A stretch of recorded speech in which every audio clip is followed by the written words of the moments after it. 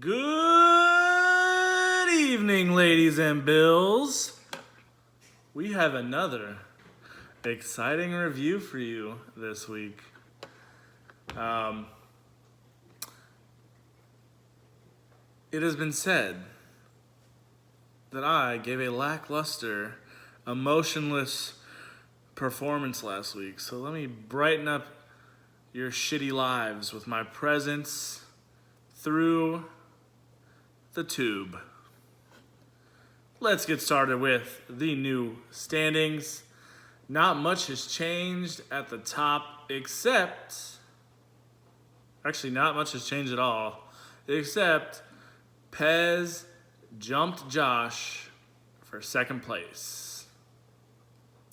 So, we got AJ up top, 9-2. He suffered another loss.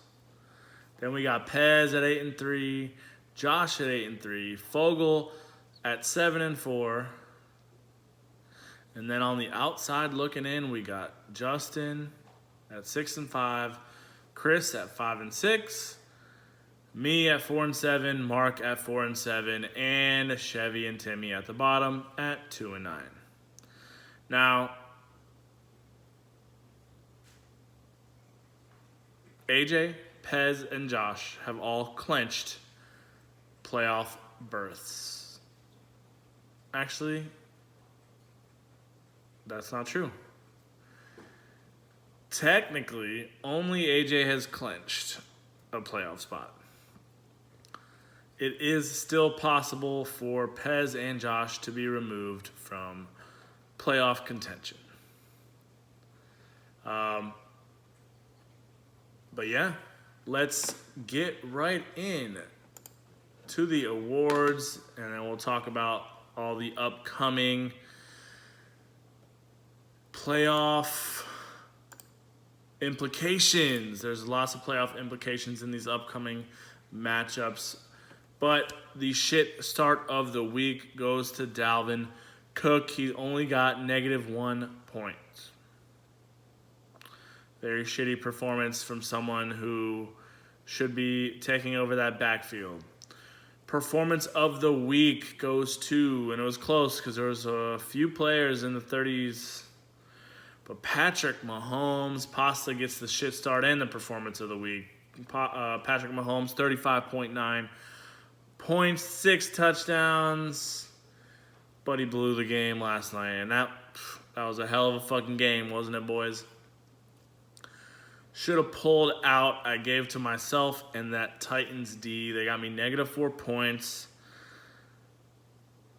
They were the number one scoring defense, but it was against the Colts, and the Colts have been red hot, so I probably should have pulled them out. Waiver wire chocolates. I had some waiver wire chocolate. Josh Adams, 13.2. And Fogel had some waiver wire chocolate. The Dallas kicker, Maher, however you say it, 13 points. And the rest of the waiver wire ads were poop. Chris picked up and played the Bengals D. They had 1 point. Fogel playing the Panthers D, 1 point. Pasta, Jack Doyle, 4.3 points. And I thought it was funny because he picked up Jordan Reed, who got 13.1, and it would have been some chocolate. He was the third highest scoring tight end on the week. But then later on in the week, he dropped Jordan Reed to pick up Jack Doyle, who only got 4.3 points. Terrible decision-making. Pasta. And then, of course, me picking up and playing the Titans D for -4.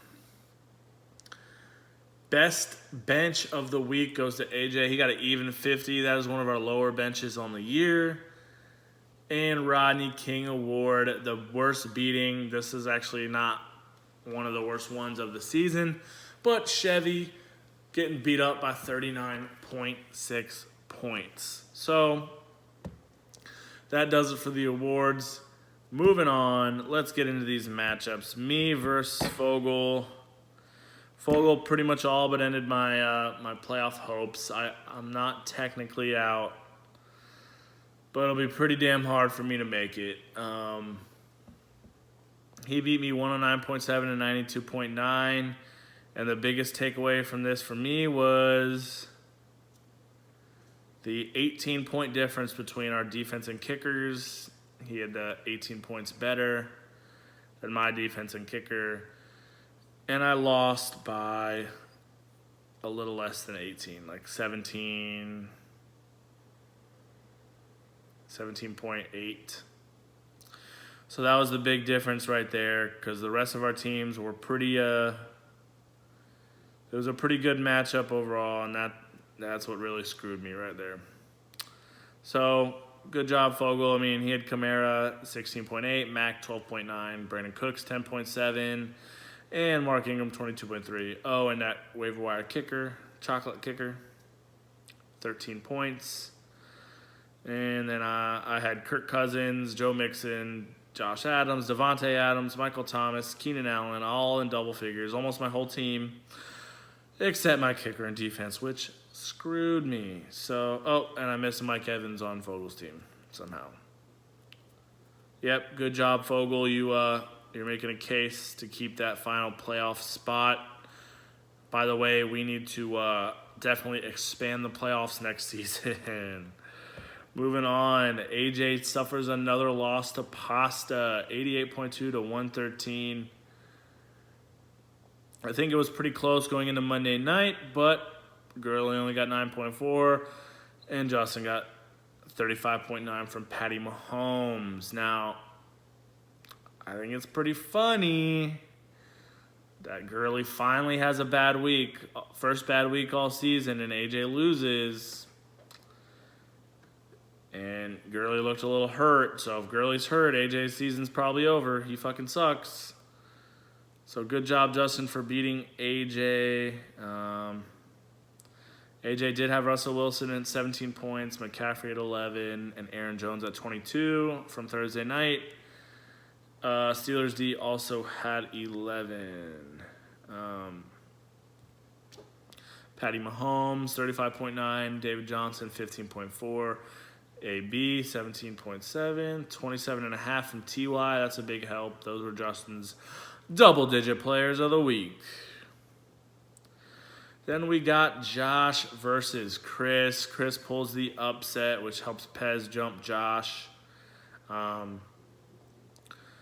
Josh really suffered from the Eagles sucking, and not sure. Well, I guess it makes sense. He suffered from the Eagles sucking. Carson Wentz only had 0.8 points. That was a very, very terrible game. But he did have Kareem Hunt and Julio both get 17, and Chris Carson get 12, and Matt Prater get 10. But then Chris had Jared Goff play, and he got 35 and just blew Josh out of the water. It was close until then. Lenny Fournette had like 30 carries, but only got 95 yards, but 20 points. Melvin Gordon, 15. Robert Woods, 13. Justin Tucker, 12. Chris is still alive for that last playoff spot. Good job, Chris, for beating up Josh. Next, the matchup that didn't matter, but it kind of does because Mark is technically not eliminated yet. He could still make the playoffs. He needs a lot of help, but he has a nice win against Timmy. He won by about a little over 30. He had Cam Newton with 24, AP 17, Barkley 33, Juju 10, Texans D 17, Greg the Leg getting 12. Pretty solid performance from his team, and he had Big Ben on the bench putting up 20. Timmy actually put up a respectable score for once, but that goose from Ebron really hurt, and Shepard is garbage. You need to stop playing him. Timmy, put Kittle back in your lineup and definitely take Shepard out. Yeah, you need to find some waiver wire players because you're playing AJ this week, Timmy. And he doesn't have Gurley, so you can easily beat him because he sucks without Gurley. We just talked about that. And finally, we got Pez versus Chevy. Pez won 145.4 to 105.8, which catapulted him into second spot. And if AJ loses one, he could take over that number 1 spot. Pez had 14 from Trubisky, 26 from Zeke, 15 from Kerryon, 33 from Tyreek. Fuck, man. 215 yards and 2 touchdowns from Tyreek. Nuts. Galladay at 17. Bears D, 16. Will Lutz, 12. Pez was talking about his lineup all day Sunday. So, when he went home after Friendsgiving, do you guys think he jerked off to his fantasy lineup or to Lauren? What do you guys think?